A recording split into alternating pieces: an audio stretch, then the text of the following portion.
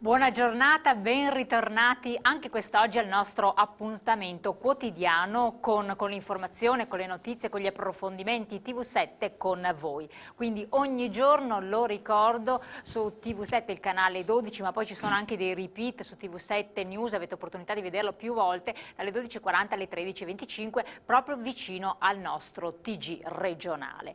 Quest'oggi parleremo di turismo, ma non soltanto, anche di attività commerciali, di ripresa economica, punto di domanda, si può parlare in questi termini, ci sono sviluppi, ci sono prospettive. Il nostro ospite già presente con noi in studio è Maurizio Franceschi, direttore della Confesercenti regionale del Veneto. Ben arrivato con noi, direttore.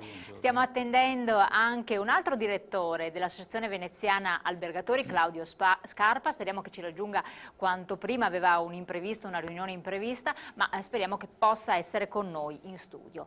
Allora, innanzitutto io direi di affrontare il tema relativo al commercio e poi portarci anche nel settore turistico, che è strettamente correlato. Si è chiusa la cosiddetta stagione dei saldi, ha visto un periodo natalizio che poteva andare con altre prospettive forse migliori, però tutto sommato cosa possiamo dire, Maurizio Franceschi? Un segno positivo oppure no? E prima di dare la risposta però voglio pronunciare che invece abbiamo avuto la fortuna che ci ha raggiunto in studio il nostro direttore Claudio Scarpa, quindi ce l'abbiamo anche con noi e potremo affrontare il tema degli alberghi e l'agitazione che riguarda la categoria degli albergatori per quel che riguarda in modo particolare la tassa di soggiorno, questa terribile tassa che non si capisce il cui introito a chi debba essere destinato e che quindi crea non pochi problemi. Ve lo presento subito, ben arrivato qui con noi. Grazie mille, scusate il ritardo. Sappiamo che va questa riunione urgente, ma è stato gentilissimo ugualmente a raggiungersi. Parola allora a lei, direttore. Beh, diciamo che segnali di ripresa significativi non ne registriamo. Il periodo dei saldi è stato un periodo buono perché si è recuperato tutto quello che non si è venduto nei periodi precedenti, perché ormai i saldi hanno assunto questa caratteristica, cioè diventano un momento razionale dell'acquisto da parte dei consumatori e non è più un momento emozionale come lo conoscevamo, ormai bisogna guardare parecchio indietro negli anni, e cioè il saldo era un momento di soddisfazione, si acquistava qualcosa in più di cui magari non si aveva nemmeno bisogno. Oggi è diventato un momento, diciamo, di acquisto razionale. Si acquista quando il prodotto costa meno. Quindi si aspetta proprio la data fatidica. Quindi si rinviano proprio gli acquisti. Il consumatore ormai rinvia l'acquisto del capo importante al momento dei saldi perché acquista quel prodotto a un prezzo scontato. I dati ci dicono che questo, diciamo, comportamento che ormai caratterizza l'acquisto e il comportamento dei consumatori da molti anni, dal fatto che circa il 70% dei consumatori acquista un prodotto che aveva già visto precedentemente in un negozio che conosceva, ne conosce il costo e verifica anche il vantaggio che ha della scontistica. No?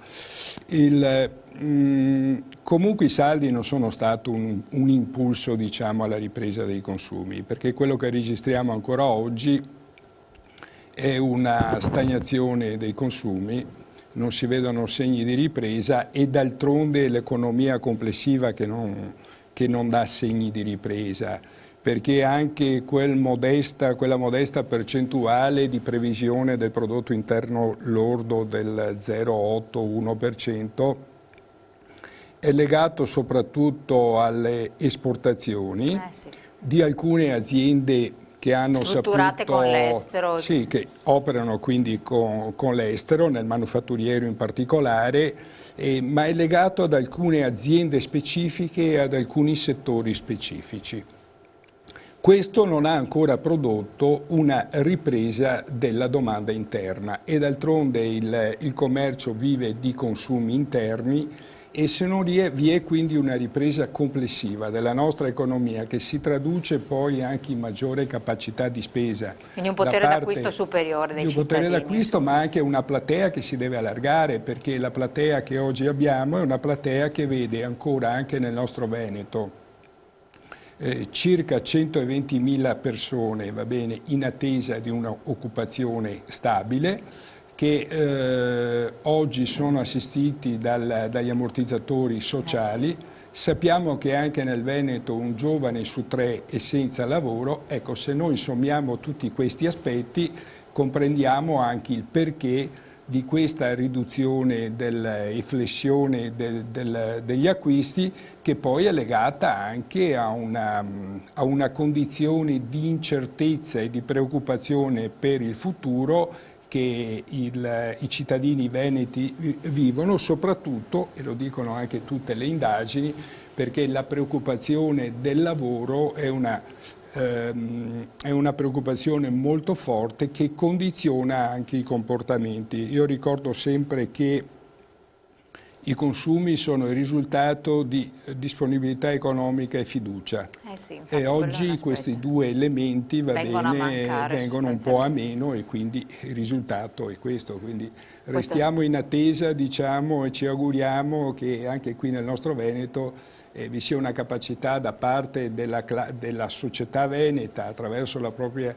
classe dirigente, sia politica sia imprenditoriale, di reagire in qualche modo, di far prendere dei provvedimenti, diciamo, delle organizzazioni sindacali rappresentanti dei lavoratori, di trovare le leve per far riprendere questa nostra economia. Allora, situazione non rosea effettivamente, perché se non c'è stata una ripresa almeno con i saldi, ai noi in proseguo risulta difficile. Io voglio ricordare ai nostri telespettatori che hanno la possibilità di interagire, di telefonare 049 80 777 53 per dire la vostra, fare un'osservazione, fare delle domande ai nostri interlocutori, oppure mandare un SMS al 345 33 41 17 1, numeri che sono sempre in sovraimpressione sul nostro teleschermo. Capacità di ripresa, anche il settore turistico, direttore, ha bisogno di sostegno, anche se tutto sommato ha sempre dato segnali positivi, è sempre un trend in crescita. Si punta su un turismo di un certo tipo, anche nazionale, visto che l'estero per un po' ha disertato, eccetera. Ma come sta andando? Ci sono state chiusure, ci sono state delle flessioni, la stagionalità, come si è presentata? Venezia ha una peculiarità rispetto al territorio nazionale, che ha una media di un 60% di turismo interno e che quindi soffre gli stessi problemi delineati dal direttore della Confesercenti. Venezia ha la peculiarità di avere solo un 20% di turismo interno, gli italiani rappresentano il 20% del mercato. Per noi il 40% del fatturato turistico della nostra città, parlo di fatturato e non di presenza evidentemente, è costituito dai turisti nordamericani, statunitensi. Anche il litorale, anche la zona litorale? No, parlo proprio della Venezia, città di Venezia, centro storico. Dopo Jesolo e le spiagge vivono molto di Germania, di Baviera e via dicendo. Comunque il turismo esterno per noi nel Veneto è fondamentale, più del turismo italiano, che va sviluppato naturalmente, ma che soffre dei problemi delineati dall'amico Franceschi. Per cui noi risentiamo in maniera benefica del fatto che gli altri paesi hanno ripreso, sono agganciati al carro della ripresa, al treno della ripresa molto prima di noi e molto meglio di noi italiani, e dall'altro lato anche viviamo il problema del fatto che ogni elemento internazionale che sconsiglia il viaggio diventa per noi un vero e grosso problema. Mi spiego meglio. Il conflitto che in Libia in questo momento sta avvenendo rischia di essere, soprattutto se poi il territorio italiano potrà essere sia pur marginalmente, sia pur virtualmente coinvolto, rischia di essere un boomerang per il turista nordamericano. La Sicilia e Venezia sono a un passo l'una dall'altra. È vero, tutto quello che è distante, tutto quello che avviene a Lampedusa è come se avvenisse a Venezia. Sì. L'abbiamo passato con la Serbia, quando c'era la guerra in Serbia, la CNN metteva come punto di riferimento nella sua cartina geografica Venezia per far capire agli americani dove era la Serbia.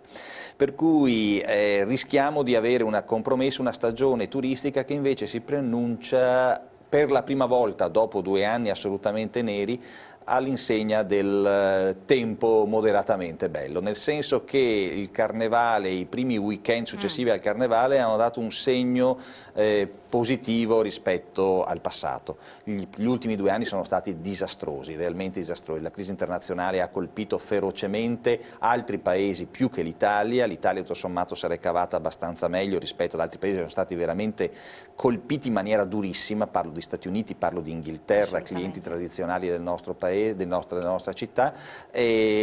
Ora hanno agganciato il carro della ripresa. La ripresa soffia abbastanza forte negli Stati Uniti, soffia abbastanza forte in Germania, soffia abbastanza forte in altri paesi europei. È l'Italia che invece si deve porre un problema, perché i nostri dati indicano una crescita, e quindi anche per noi un'uscita dalla crisi, ma è una crescita estremamente moderata. E senza quella crescita moderata, senza una crescita forte, non cresce quella ricchezza che poi alla fine può essere spesa nei negozi o può essere spesa negli hotel. Lei cosa dice al riguardo, direttore? Dico che l'analisi del direttore Scarpa è molto, molto condivisibile ed è questa, cioè il problema è che se non c'è ripresa economica non si produce ricchezza.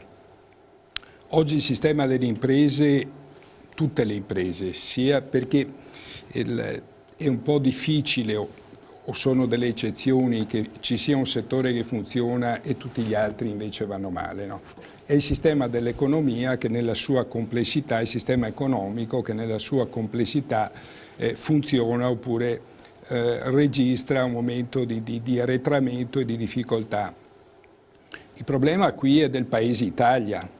E poi, se vogliamo, anche lo traduciamo della nostra regione, quindi anche il del nord-est, Veneto. Insomma, che è sempre stato un po' la locomotiva trainante, anche qui stiamo arenando. La risente meno delle altre regioni d'Italia, perché sappiamo bene le condizioni delle altre regioni d'Italia, in particolare delle regioni del sud. Però è innegabile che anche il Veneto e il nord-est ha sofferto e ha sentito la morsa di questa crisi economica, perché altrimenti non si spiegherebbero le tante aziende che hanno chiuse, le tante ore di cassa integrazione che hanno interessato i lavoratori e appunto anche questo fatto che è la cartina tornasole, cioè la riduzione, la flessione, potremmo quasi definirla una recessione dei consumi. E tutti questi dati messi assieme a quelli che ricordava l'amico Scarpa, anche se sono più condizionati da un punto di vista dell'economia turistica da quello che succede anche negli altri paesi europei, e quindi è molto positivo, e anche se dispiace un po' che noi non siamo diciamo al passo degli altri paesi, che vi sia una ripresa, nell'augurarci anche che abbia una funzione di traino alla quale noi ci attacchiamo, diciamo, come Paese Italia, di una ripresa economica che poi abbia anche delle ricadute positive in questo nostro Paese e soprattutto nel nostro territorio. Ecco, ma secondo voi mettete nei panni un po' del consumatore, quindi di quello che fa la ricchezza della categoria, albergatori da una parte, quindi se un turista, oppure esercente dall'altra. Che cosa si aspetta? Perché si parla di innovazione, si parla sempre di ricerca per le grandi aziende, ma anche forse per il settore commercio e turismo c'è un'aspettativa, no? Cioè dice, io come turista andrei più volentieri nel litorale veneziano o Venezia e così via, andrei a fare delle spese, delle compere in quei centri se trovassi che cosa. Quindi voi che cosa suggerireste ai rispettivi iscritti di categoria di fare? Perché ci saranno dei progetti che devono essere portati avanti, magari vedono gli iscritti perché hanno paura, perché non hanno liquidità, ma che devono essere fatte delle cose. Sentiamo Maurizio Franceschi, ma sentiamo anche Claudio Scarpa. Io penso che una singola categoria, un singolo o più imprenditori da soli non producono nulla. Nel senso che si possono produrre delle eccellenze, però o è il sistema o è l'area che diventa competitiva, soprattutto introducendo quegli elementi che sono indispensabili oggi nella competizione che c'è, e l'elemento indispensabile è la qualità del servizio, la qualità del territorio, la valorizzazione di quello che abbiamo nei nostri territori, perché non dobbiamo dimenticare che noi abbiamo molto da valorizzare. Il problema è che rischiamo di continuare invece una politica che depaupera il territorio, lo compromette ancora di più di quanto è stato compromesso fino ad oggi. Io trovo anche una giustificazione su quello che è successo fino ad oggi, e cioè che la ricchezza di questo nostro Veneto, diciamo, ha dovuto pagare un prezzo, che è quello di consumare molto il territorio e senza guardare anche molto alla qualità. Però quel periodo è finito. Il Terzo Veneto, quando parliamo di Terzo Veneto, il perno dello sviluppo del Terzo Veneto deve essere la salvaguardia del territorio, ricostruire le città su se stesse e quello che c'è, rivalorizzazione del territorio stesso. Riqualificare il nostro territorio, e perché solo se noi riqualifichiamo il territorio, se le amministrazioni comunali dimostrano una capacità di governo del territorio che appunto ha come obiettivo la qualità, se si riqualificano le città e le località turistiche, questo diventano un volano anche per gli imprenditori che inizieranno ad investire. È difficile un processo inverso, è difficile che in un'area qualsiasi degradata ci sia un imprenditore che può essere anche illuminato, ma forse non lo è fino in fondo, che investa. È solo dove c'è qualità urbana e infrastrutture realizzate a servizio, diciamo, delle imprese e dei cittadini che diventa un volano. Gli imprenditori, io credo, siano sempre pronti, perché fino ad oggi hanno fatto senza, diciamo, un'assistenza che non ci deve essere, meglio senza un governo da parte della pubblica amministrazione e della politica, va bene, consapevole fino in fondo della ricchezza che doveva governare. Torniamo su questo argomento, dobbiamo interromperci un attimo perché c'è la pubblicità, quindi dopo passiamo la parola anche a Claudio Scarpa, così a modo di pensare a che tipo di proposta. Voi fate altrettanto, mi raccomando, quindi scriveteci oppure telefonate. Tra pochi secondi siamo di nuovo insieme a voi. 049 80 777 53 il numero telefonico per partecipare alla nostra trasmissione. Stiamo parlando di turismo, di commercio, di attività imprenditoriali importanti e strategiche per la nostra regione, per il nostro nord-est. La parola a Claudio Scarpa, direttore Associazione Veneziana Albergatori, per capire che cosa possono fare anche i nostri operatori del settore per dare una mano ai turisti ad essere più invogliati a venire nei nostri litorali, nelle nostre spiagge, nei nostri alberghi, e portare quindi ricchezza, indotto e così via. Mi accodo a quanto detto prima dal direttore Franceschi, e cioè che intanto si vende ormai il territorio, non si vende più l'hotel. L'hotel non è vendere il proprio hotel non è una maniera per riuscire a convincere la clientela a venire. In realtà bisogna vendere una destinazione turistica. Una destinazione turistica deve essere quindi gestita in maniera tale che possa essere accogliente, possa essere attrattiva. Questo significa che deve essere curato il territorio, devono essere curate le infrastrutture, vi deve essere un ambiente favorevole affinché il turista possa venire. E significa anche, aggiungo, fare squadra perché molto spesso non si fa squadra tra settori produttivi che in realtà sono complementari. Faccio l'esempio del turismo: l'albergo sicuramente è complementare all'agricoltura, perché i prodotti dell'agricoltura veneta possono essere venduti grazie alla rete degli alberghi, soprattutto grazie al fatto che il turismo viene in Italia e apprezza moltissimo anche la nostra enogastronomia, ma penso anche ai settori commerciali. Non è un caso che le marche, voglio dire, le grandi marche italiane, ma molti negozi siano anche meta di turisti che vengono qui per acquistare i prodotti della moda italiana, che sono famosi in tutto il mondo. Per cui il fare squadra tutti insieme probabilmente è uno dei segreti per lo sviluppo futuro di questa nostra regione dal punto di vista turistico. Ma l'altra cosa che vorrei sottolineare, che è un consiglio che io do ai nostri albergatori, è quella di puntare assolutamente sulla qualità. Qualità che non significa qualità al massimo livello.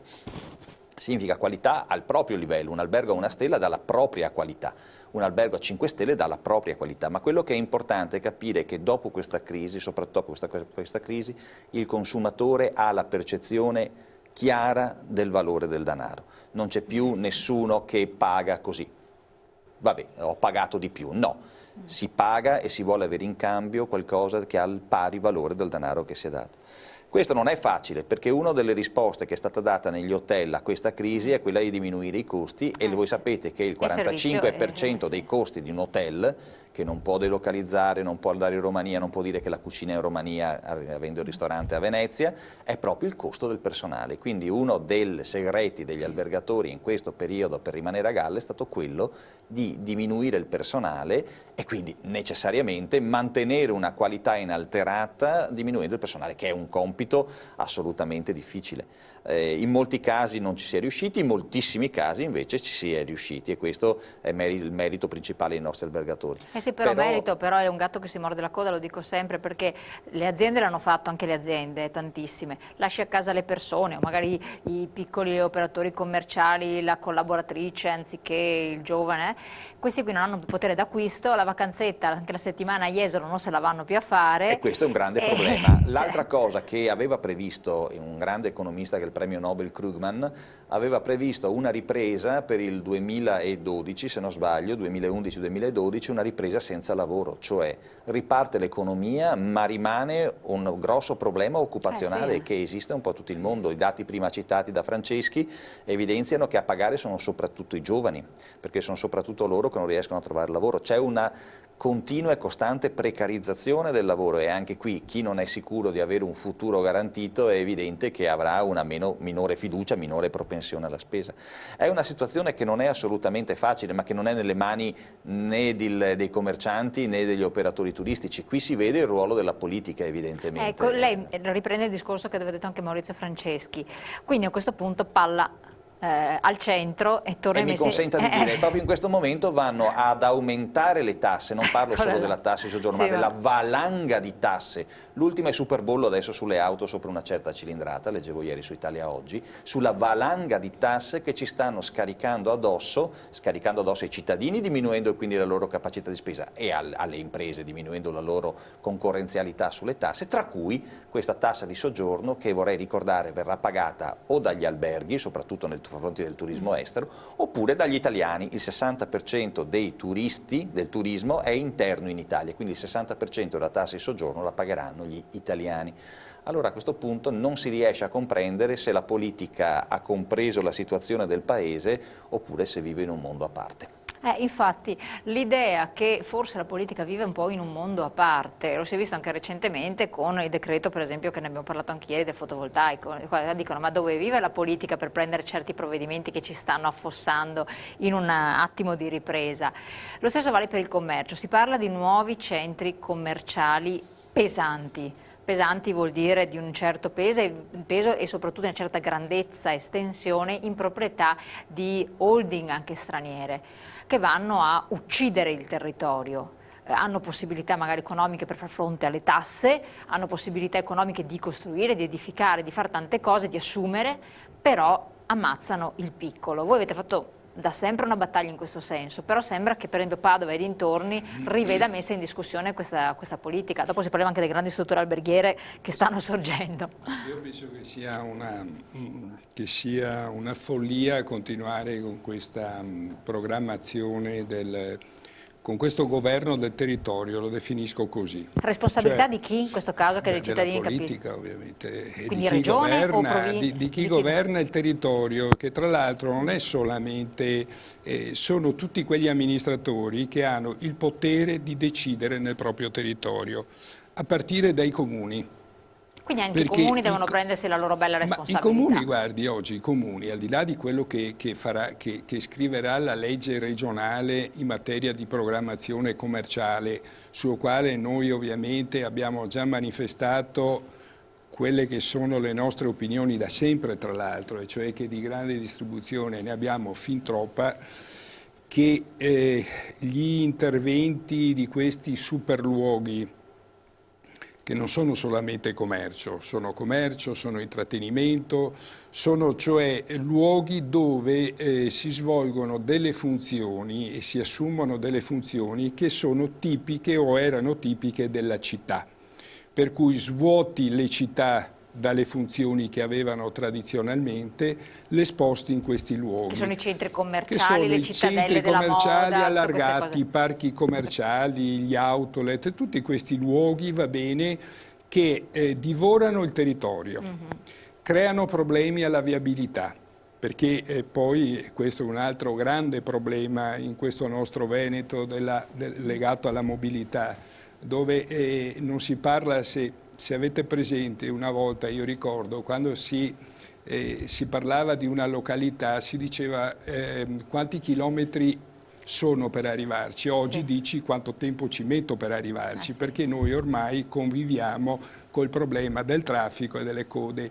E una parte importante, diciamo, di questo traffico viene proprio determinato da questi insediamenti, di queste strutture che impoveriscono il territorio, perché non è assolutamente vero che portano ricchezza al territorio. Quindi noi siamo nettamente contrari a questi interventi, perché pensiamo che non abbiano assolutamente delle ricadute positive. Ma avete potere di condizionamento a livello di Torno ai macrodecisioni? comuni, perché dicevo, la regione può prevedere attraverso dei criteri che secondo noi sono soprattutto legati all'impatto che questi insediamenti hanno rispetto ai metri quadri con i quali si programmava la grande distribuzione, ma i comuni sono loro che decidono, perché devono mettere nei PAT, che sono i vecchi piani regolatori, se vogliono o meno la grande distribuzione. Va bene? Perché anche qui è tempo e ora che i sindaci la smettano di dire è colpa della regione, perché in realtà lo strumento che regola e che dà la possibilità a un soggetto privato di intervenire è lo strumento urbanistico. E allora da una parte noi agiremo nei confronti della regione perché esca una legge di programmazione che tenga conto di questo territorio già fortemente, diciamo, compromesso da un punto di vista degli insediamenti commerciali. E guardate bene, non tanto perché provocano la chiusura dei piccoli negozi, o non solo per questo, ma perché impoveriscono la città nel suo insieme. E dall'altra parte diciamo ai sindaci: incominciate a governare in un modo un po' più intelligente il vostro territorio e magari cercate anche di farlo non da soli, perché uno degli esempi di cattiva gestione dello strumento urbanistico è che la legge regionale dà la possibilità ai comuni di realizzare dei patti e non solo del PAT. Il PAT è il vecchio piano regolatore del comune. I patti è un grande piano regolatore che coinvolge più comuni. Perché?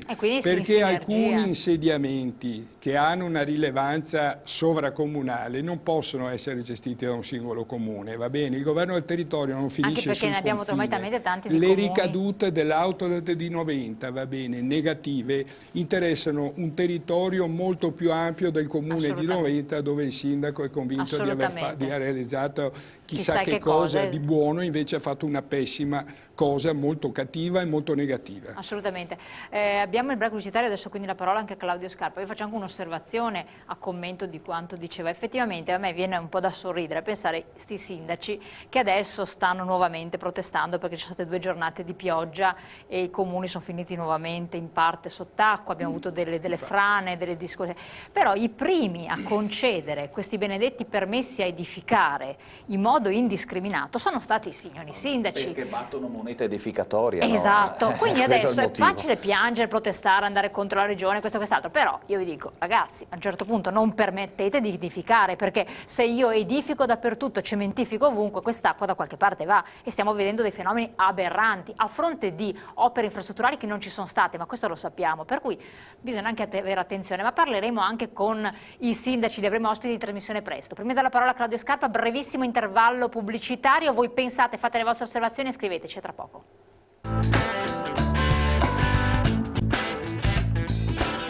Eccoci qua, siamo di nuovo con voi, abbiamo una telefonata, pronto?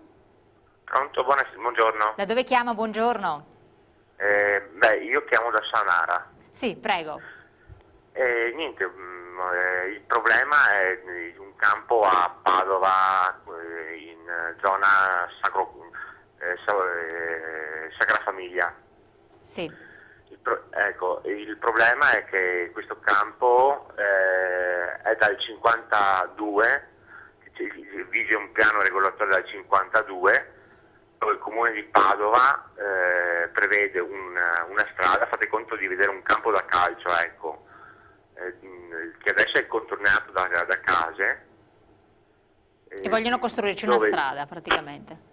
Esatto, dove da una porta all'altra il comune di Padova vuole passare una strada e per fare questo deve abbattere le case delle porte. Ho capito, quindi un esproprio. Esatto, una cosa che adesso non si può fare. Il suo problema, cioè la sua osservazione cos'è questa? Io ho chiesto al difensore civico una mano, regionale una mano, e ha detto no, non si può fare. No, infatti.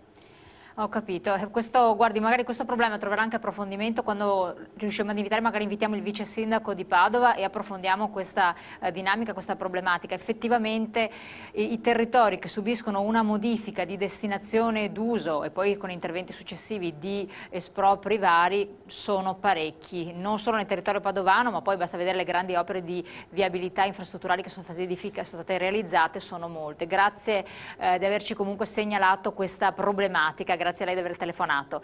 Claudio Scarpa, parliamo anche un attimo della tassa di soggiorno, sì, che comunque è sempre un onere di carattere economico. Ne parlavamo prima durante la pausa pubblicitaria, forse probabilmente non è neanche un disincentivo per il turista a venire nel territorio, anche se io mediamente ho fatto un conto di un 3 euro, ovviamente sarà differenziata per le varie categorie alberghiere, mediamente ho fatto un conto di 2,5 euro, 3 per arrivare alla media, ma sono a persona per notte, per cui una notte per una famiglia di 3-4 persone costa 9-12 euro, voglio dire, che non sono pochi, sono 24.000 lire di un tempo, voglio dire. Sono consapevolissimo di questo. E uno che fa 7 notti si fa 70 euro, che sono 140.000 lire di un tempo.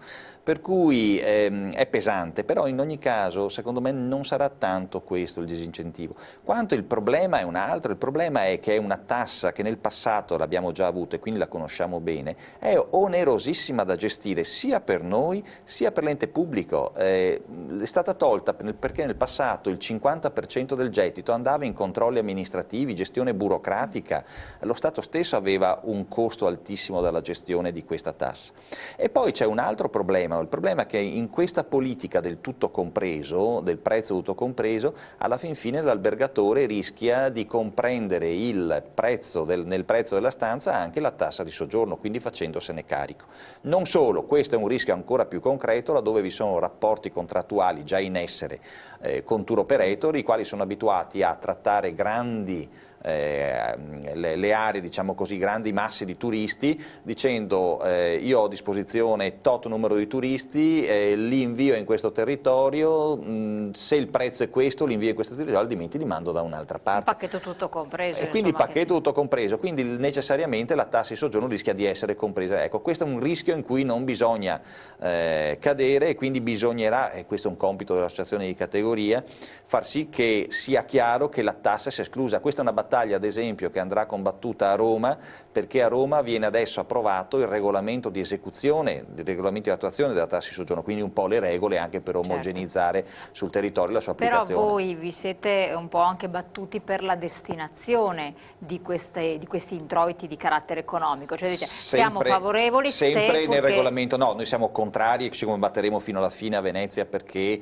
è nei territori di nostra competenza, Cavallino, Riviera del Brenta e via dicendo, fino alla fine perché non venga approvata. Detto questo, siamo nella battaglia che viene condotta a Roma per il regolamento d'attuazione, chiediamo che venga previsto che l'introito venga destinato a fini di carattere turistico o complementari al turismo. I servizi e quant'altro. Concorde? No, perfettamente, perché l'analisi di Scarpa è assolutamente condivisibile, anch'io ritengo che sia una tassa sbagliata così come è stata presentata, è stata posta, perché va a colpire innanzitutto solamente un settore che è quello alberghiero, no? E quindi non si capisce perché si deve penalizzare di un sistema turistico solamente una categoria. Però se c'è necessità di recuperare risorse, perché di questo stiamo parlando, fino ad oggi il federalismo si è tradotto o si sta traducendo per il momento solamente in un'aggiunta di tasse, e cioè si dà la possibilità alle amministrazioni comunali di aggiungere tasse. Io voglio sperare che il federalismo sia quella vera assunzione di responsabilità da parte degli amministratori che pur potendo applicare delle tasse per introitare delle risorse, prima modificano la loro spesa, diciamo, nel loro bilancio, apportando quelle modifiche necessarie, come hanno fatto le aziende che hanno vissuto la crisi. E cioè deve cambiare la cultura e la mentalità degli amministratori, perché è troppo semplice risolvere i problemi mettendo le tasse.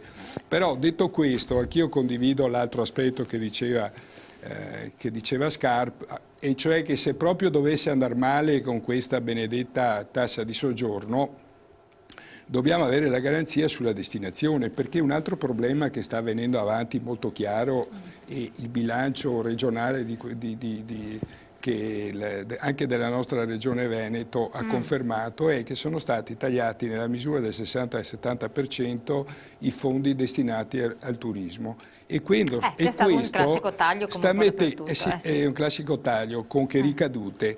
Non si riesce a garantire l'accoglienza, che nell'offerta del sistema turistico è uno degli elementi, diciamo, di forza. Ma cosa una vuol buona dire accoglienza per il cittadino accoglienza? Significa mettere in discussione il fatto che non trovi più un ufficio della PT dove c'è qualcuno che ti possa accogliere e dare le informazioni. La seconda è che anche i consorzi di promozione turistica, quindi l'altro pilastro, accoglienza da una parte, commercializzazione del prodotto dall'altra, probabilmente non avrà le risorse, ed è per questo che dovremmo ragionare una volta, va bene, insieme su come poterlo risolvere. Perché se proprio dovesse andare male sulla tassa di soggiorni, dobbiamo dire che queste risorse vanno a garantire questi due pilastri fondamentali dell'offerta turistica. Perfetto. Battuta perché siamo in chiusurissima. Pianta organica. Allora, quando dice federalismo cosa significa? Trasferimento di competenze dal centro alla periferia. Allora, al trasferimento di competenze dal centro alla periferia deve corrispondere anche un trasferimento di personale, oppure un taglio di personale al centro, non nuove tasse, altrimenti a questo punto mi devono far capire per che motivo, se abbiamo trasferito competenze dal centro alla periferia, rimane la pianta organica, lo stesso numero di personale a Roma, allo stesso Assolutamente. livello. Chiarissimo, torneremo su questo argomento perché ci sarebbe ancora molto da dire. Grazie di averci seguito, grazie ai nostri ospiti di aver partecipato alla trasmissione. Noi come sempre ci ritroviamo domani alle 12:40, 13:25. Adesso passo la linea alla regia per il nostro telegiornale. Seguiteci.